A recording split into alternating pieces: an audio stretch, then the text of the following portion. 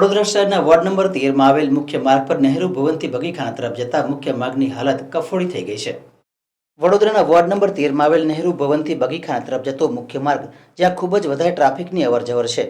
અગાઉ થોડા સમય પહેલા અહીંયા ડ્રેનેજની લાઇનની કામગીરી કરવામાં આવી હતી, પરંતુ છેલ્લા 5 થી 6 મહિનાથી આ રસ્તાની હાલત ખૂબ જ ગંભીર જોવા મળી રહી છે।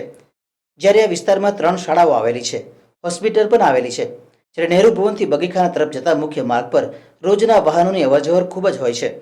વિસ્તારના કાઉન્સિલરોને પણ આ રસ્તાની પડી નથી। સાથે સાથે વિપક્ષ પણ ક્યાંક ને ક્યાંક નિંદ્રાધીન છે। મ્યુનિસિપલ કમિશનરના આદેશ મુજબ વડોદરા શહેરમાં વિવિધ જગ્યાઓ પર પેચવર્ક કરવાની કામગીરી હાથ ધરવામાં આવી છે, પરંતુ નહેરુ ભવનથી બગીખાના તરફ જતો મુખ્ય માર્ગ ખૂબ જ ખરાબ છે। લોકોના વાહનો ખાડામાં પછડાઈને ખરાબ થઈ જાય છે। સ્થાનિકો છેલ્લા 5 થી 6 મહિનાથી આ ખાડાવાળા રસ્તાથી ત્રાહિમામ પોકારી ગયા છે। ત્યારે સામાજિક કાર્યકર અતુલ ગામેચીએ આજે તંત્ર સામે આક્રોશ વ્યક્ત કર્યો હતો।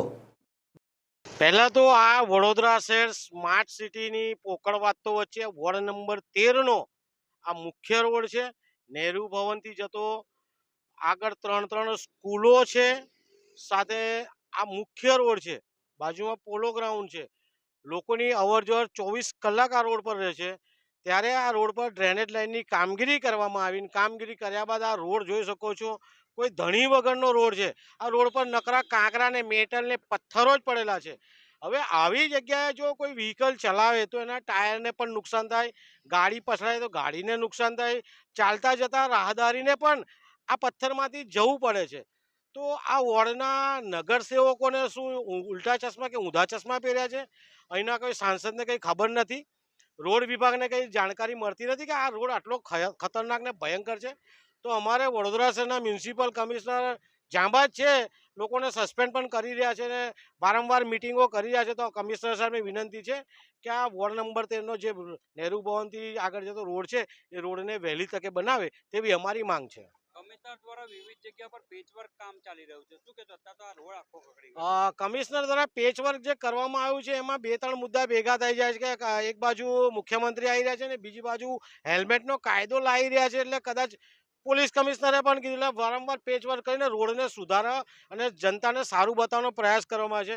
પરંતુ આ વોર્ડ નંબર 13ના નાગરિકોનો શું ગુનો છે? આ રોડથી આવતા જતા નાગરિકોએ શું ગુનો કર્યો છે? કેમ આ રોડથી જતા નાગરિકોના પથ્થરમાંથી જવું પડે છે? મત બધાએ આપ્યો છે તો વેરાનું વળતર તો આપો, મત બી આપવાનો, વેરો બી અને વળતર નહીં આપવાનું। એટલે ક્યાંક ને ક્યાંક કમિશનર સાહેબ જાગે અને વોર્ડ નંબર 13નો નહેરુ ભવનનો રોડની મુલાકાત લે તેવી માંગ છે। હા, અહીંયા પોલો ગ્રાઉન્ડ પાસેનો આ રોડ ઓછામાં ઓછા 6 મહિનાથી એ લોકોએ નવો કરવા માટે ખોદીને સામાન્ય કોન્ક્રીટ નાખીને મૂકી રાખ્યો છે। એનાથી દરેક માણસને નહેરુ ભવનથી લઈને બરોડા હાઈસ્કૂલ સુધી બહુ જ તકલીફ પડે છે। અને આ પરમિશન કેવી રીતે આપે છે? ધારો કે એમને ચોમાસાના લીધે આ વસ્તુ અટકાવી દીધી તો પરમિશન કેવી રીતે આપી એમને? ગાડીને એટલે દરેકની ગાડી, સ્કૂટર, દરેકને આ વસ્તુમાં જવામાં ભયંકર તકલીફ પડે છે। અરે આ પોલો ગ્રાઉન્ડની હાલત ખરાબ કરી નાખી છે। અંદર જો કેટલો કચરો પડ્યો છે, કોઈ ક્રિકેટ ના રમી શકે છોકરાઓ, અને આ રોડ પર તો હવે જવાતું પણ નથી। અમારે રસ્તો પણ બદલી નાખવો પડે। કોઈ એકે નહીં, ભાજપે નહીં, કોંગ્રેસે નહીં।